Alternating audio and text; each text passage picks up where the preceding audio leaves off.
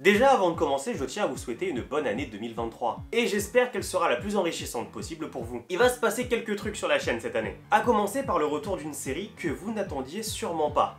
Et à vrai dire que j'attendais pas non plus. Néanmoins, c'est non seulement du contenu en plus, du contenu vraiment différent des Anime Time et des Theory Time, ça n'a vraiment rien à voir, mais surtout, ça va beaucoup me servir à titre personnel. Je vous laisse évidemment l'occasion de découvrir tout ça par vous-même lorsque ça arrivera. En attendant, ce mois de janvier 2023 marque le dernier mois de la première partie de la saison 12 d'Anime Time. J'ai décidé de la diviser en deux parties. Déjà pour que toutes les saisons aillent de septembre à juillet, avec une coupure en février, similairement aux premières saisons d'Anime Time, mais aussi et surtout pour me permettre dans cette première partie de m'arrêter sur des œuvres assez connues. Si vous regardez bien, les seules œuvres vraiment inconnu au bataillon, c'est Nazo no Kanojo X et Talentless. Et encore, même le 190e épisode d'Anime Time parle d'une œuvre très connue, mais extrêmement underground. J'espère d'ailleurs vraiment qu'il va vous intéresser puisque c'est l'un de mes animés préférés. Mais pour cet épisode, je voulais absolument couvrir ce monument que je ne connaissais pas du tout auparavant. Et pour le coup, ça fera l'écho au 125e épisode d'Anime Time sur Kakegurui, puisque c'est justement à cause de cet animé que j'ai connu cet animé. Je m'explique. Je l'ai déjà dit sur ma chaîne Twitch, que vous retrouverez en description, j'ai dans mon cercle de connaissances un youtubeur, disons,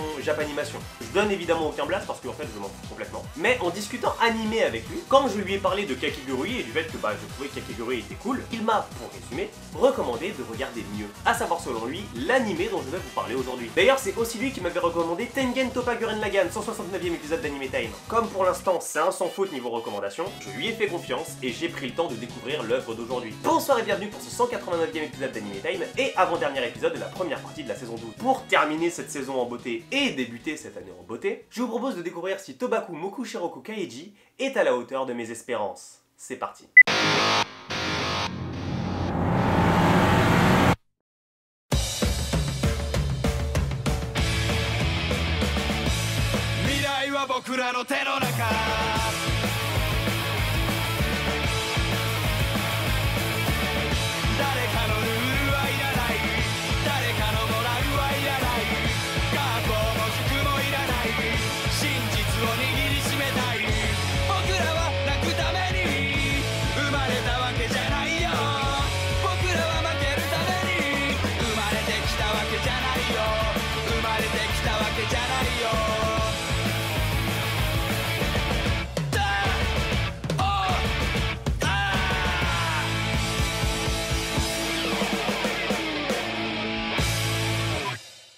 Tobaku Mokushiroku Kaiji, Gambling Apocalypse Kaiji, Apocalypse du Paris Kaiji ou tout simplement Kaiji, c'est à la base une série de manga de Noyobuki Fukumoto. Et autant en général je peux parler de série de manga pour désigner un seul manga, mais là c'est vraiment une série de manga. Comprenez par là Jojo. On est à la partie 6 là, c'est Jolene qui reprend les paris. 85 volumes depuis 1996. Je savais que Kazuma Kabachi il avait un problème avec l'écriture. En fait depuis le début les deux font un battle de celui qui ne finira pas son œuvre avant l'autre, c'est ça? Pour vous donner une idée du bordel, je vais vous parler des 6 séries à part. J'aurais vraiment dû appeler cette vidéo Kaiji Series, non mais vraiment. Hein. La première série, Tobaku Mokushiroku Kaiji, est en 13 volumes sortis entre 1996 et 1999. Ensuite, Tobaku Akairoku Kaiji, 13 volumes de 2000 à 2004. Après cela, Tobaku Datenroku Kaiji, 13 volumes de 2004 à 2008. Mais encore, Tobaku Datenroku Kaiji Kazuya-en. Faut savoir, tu fais un fight avec Kamachi, Rukishio 7 ou Araki là? Mais encore, Tobaku Datenroku Kaiji Kazuya-en, 10 volumes de 2009 à 2013. De plus, Tobaku Datenroku Kaiji One Poker Hen, 16 volumes de 2013 à 2018. Et vous reprendrez bien évidemment un peu de Tobaku Datenroku Kaiji, Nijo Yonoku Dasutsuen en 20 volumes depuis 2018, n'est-ce pas? Le pire, c'est que tout ça, c'est édité uniquement par Kodansha et uniquement prépublié par le Young Magazine. Y'a rien qui va dans ce que je viens de dire. Bon, heureusement, côté animé, ça va, puisqu'ils ont pris 11 ans de retard sur l'œuvre originale. Eh, Madhouse, à un moment, faut faire gaffe avec qui vous signez. Hein. J'espère clairement que vous n'avez pas signé pour toute l'œuvre. L'animé, lui, est connu sous le nom de Gyakoburai Kaiji, ou Kaiji Ultimate Survivor, et comporte une première saison de 26 épisodes, diffusée entre 2007 et 2008. Derrière ça, un film, Kaiji Jinsen Gyakutei Gemu en 2009, puis une deuxième saison, Gyakoburai Kaiji Akairokuen, en 26 épisodes, diffusé en 2011. Puis encore un film, Kaiji 2 Electric Boogaloo, sorti en 2011. Kaiji 2 Jinsei Dakai Gemu. En même temps, c'est pas de ma faute, ça me rend fou cette présentation, il y a trop d'entrées. Et vous savez, c'est quoi le pire? C'est qu'en 2020, il y a encore un film qui est sorti. Kaiji Fenaru Gemu, mais j'en ai marre de tout ça, moi. À un moment, faut s'arrêter, stop, c'est bon. Mais heureusement, bah c'est fini.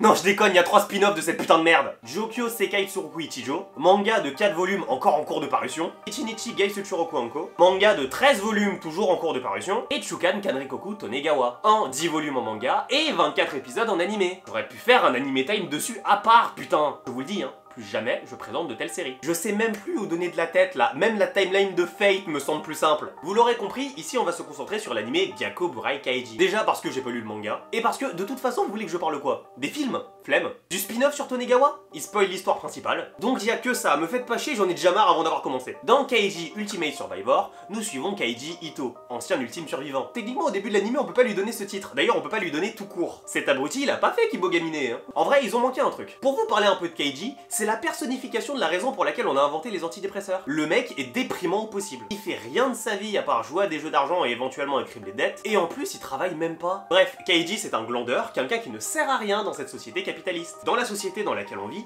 tout est une question d'argent. Kaiji le sait bien. Bon, ça l'empêche pas de pleurer comme une merde évidemment en y pensant. Heureusement pour lui, comme si ça avait été fait exprès, c'est à ce moment précis qu'arrive notre élément déclencheur. Rien à foutre de ta dépression. Notre élément déclencheur amène avec lui une information très intéressante. Comme je vous l'ai déjà dit, Kaiji ne travaille pas. Mais en vrai, ça n'a pas toujours été le cas. Il a travaillé il y a un an avec un certain Takeshi Furuhata. Juste un petit bémol supplémentaire, Kaiji est un peu con et aime beaucoup saccager les belles voitures des gens qui peuvent se permettre de les acheter. Comme le laisse évidemment paraître l'allure de ce bon monsieur qui a garé sa BMW en bas. Eh les enfants, c'est pas bien de saccager les voitures des gens qui ont de l'argent. Vous vous rendez compte? Non seulement c'est pas très gentil, mais après ils vont être tout tristes en s'en rachetant une autre avec l'argent de l'assurance qu'ils ont récupéré. Faut vraiment pas le faire, c'est vraiment pas bien. C'est bon, tu penses qu'ils m'ont cru? Mais bref, ce bon monsieur va emmener Kaiji faire un tour en voiture. Une autre évidemment. Et Kaiji est un petit peu dans la grosse merde. Mais en vrai, ce bon monsieur, qui ne s'est toujours pas présenté d'ailleurs, hein, lui dit que ce n'est rien après tout, qu'il y a bien pire pour Kaiji. En arrivant à son bureau, ce bon monsieur, que l'on connaît toujours pas, va annoncer une bien triste nouvelle à Kaiji. Son ancien collègue, Takeshi Furuhata, a disparu. Et c'est un choc. Mais sa disparition, c'est même pas le problème en fait. Le problème en fait vient de ce qu'il a laissé avec sa disparition. Des dettes. Sauf que bah, Kaiji et Furuhata, ils sont pas de la même famille. Donc c'est pas un souci théoriquement pour Kaiji. Sauf qu'en fait, bah, quand les deux travaillaient ensemble, Furuhata a réussi à convaincre Kaiji de se porter garant pour un de ses emprunts de 300 000 yens. Ce qui est tout de même assez dérisoire comme somme pour un emprunt. Ça représente au taux actuel 2130 €. Et bon, ça risque d'être un peu compliqué pour Kaiji de payer, mais avec genre quelques facilités de paiement, ça devrait le faire, non? Absolument pas. Bonjour, je suis détestable, j'ai travaillé dans une banque. Bonjour détestable qui a travaillé dans une banque. Éclaire donc notre lanterne. Explique-nous donc pourquoi Kaiji est dans une énorme sauce. Voyez-vous, lorsque vous faites un emprunt, 3 choses importantes sont à prendre en compte. L'argent emprunté, que vous définissez aussi en accord avec l'organisme emprunteur, le taux d'intérêt qui peut être négocié d'ailleurs, et l'assurance de remboursement du prêt.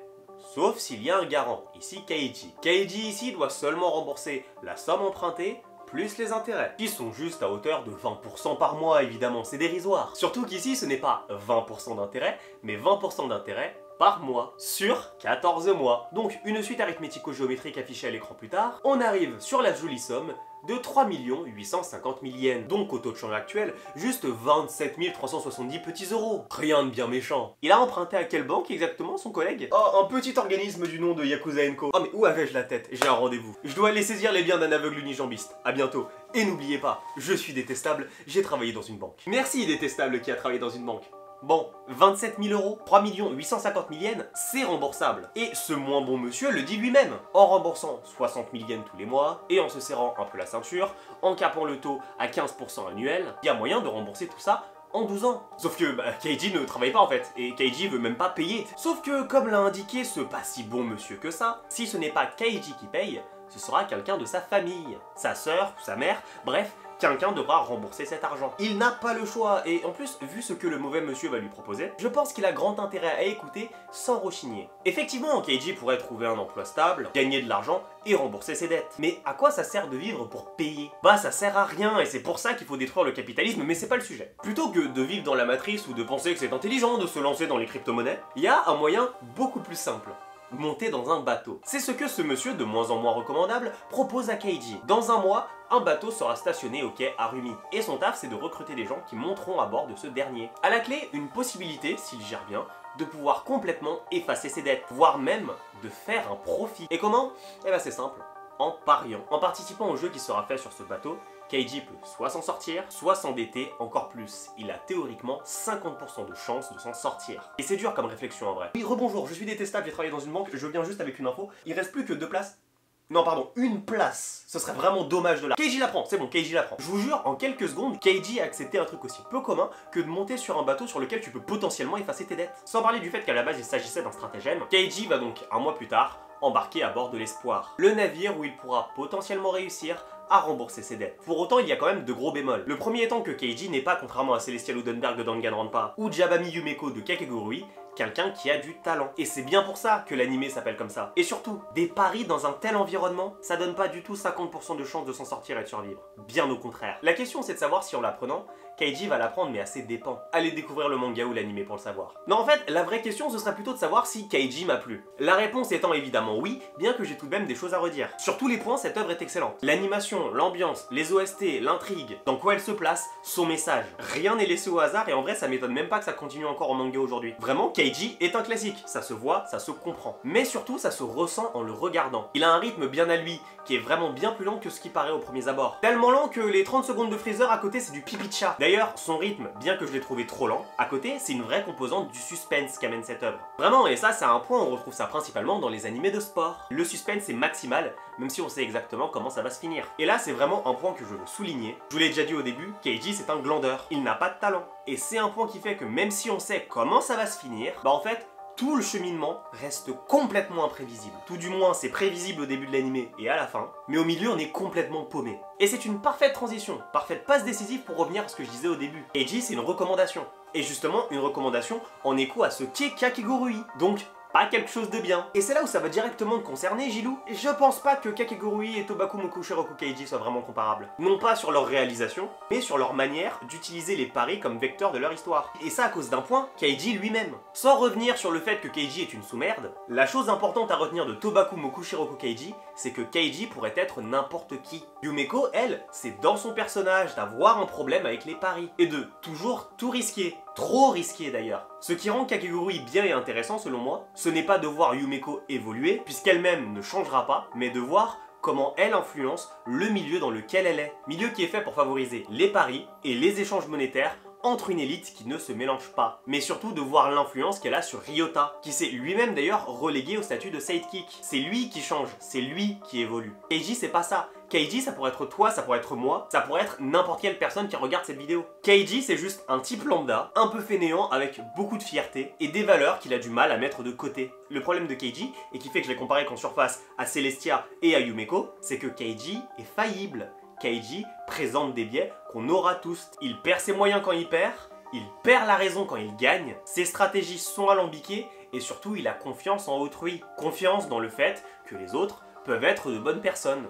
Il est humain quoi. Et je vais le dire, oui, Tobaku Mokushiroku Keiji est génial et merci de me l'avoir recommandé. Oui, Tobaku Mokushiroku Keiji est excellent, il est même meilleur que Kakegurui sur sa réalisation. Mais il ne joue pas dans la même catégorie. Et oui, Keiji en personnage principal apporte quelque chose. Et cette chose, c'est le réalisme. Et c'est selon moi pour ça que c'est un classique. Rien ne paraît si inatteignable pour le spectateur qui peut se retrouver en Keiji, dans sa psyché, dans ses stratégies, et s'investir tellement dans le récit qu'à la fin, l'anime laisse un goût amer. Alors que pourtant, la fin est géniale. La fin est la consécration de cette histoire même. On peut même tellement s'investir dans Keiji que cet anime peut devenir une part intégrante de notre identité sur internet. N'est-ce pas Gilou? Le seul point que je veux poser avec cette vidéo et aussi avec le prochain épisode, c'est toujours le même.